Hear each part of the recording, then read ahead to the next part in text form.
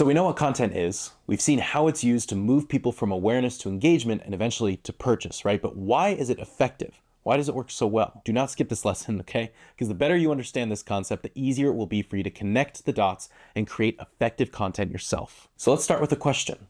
Who here has ever felt attracted to another person? Maybe you wanted to date them or marry them. Is it because they offer nothing? Is it because they're a bad person and they'll steal your money? Probably not, right? Okay, hear me out. I know that relationships are not a transaction. However, it's a really useful analogy, so let's dive in. Let's say I'm a 30-year-old man looking for a similar age woman to date. I love to watch sports and go on hikes. I'm also an extrovert who loves being around other people.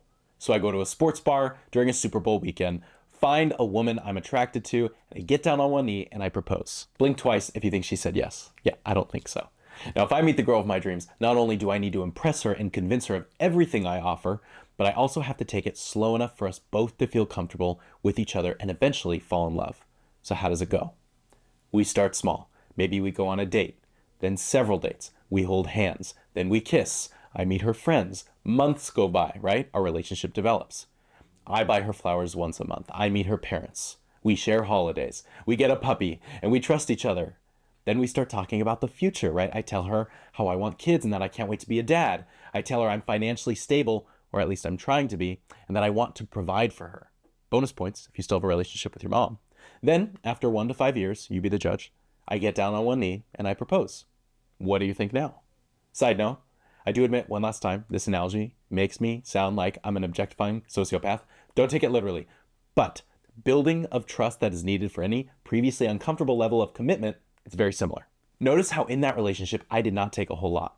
I asked her for 2 things, to go on a date and to marry me. Now in the sales funnel, we need to make ourselves as attractive as possible, whether that be credible, trustworthy, smart, experienced, safe, whatever that means. Your top of funnel content needs to make you attractive enough business-wise for them to say yes to that first date, that opt-in, that follow, that podcast listener. That's what top of funnel content will do. Then once you have them, you shower them with gifts, or rather, you provide them value. Teach them everything you know that will convince them that if they take the next step with you, then they'll achieve their goal. Maybe not starting a family, as in our example, but maybe for them it's financial stability, right? Becoming an expert content creator, training your dog, learning to be a lactation consultant. Whatever problem you are solving for them, you must provide them an abundance of content to convince them that you can solve their problem without you asking for anything in return. We want them to think, if they give away this much for free, I wonder what their paid product must be like. Get them begging for you to sell them something, or rather, get them praying you will propose. So no matter what you offer, flowers, date, ring, vows, free checklist, $10 ebook, $49 crash course, $2,000 flagship course, they're in. They don't need any convincing, right? So this was a long way to illustrate a simple lesson, and this is where it's no longer healthy to relate it to human relationships, okay?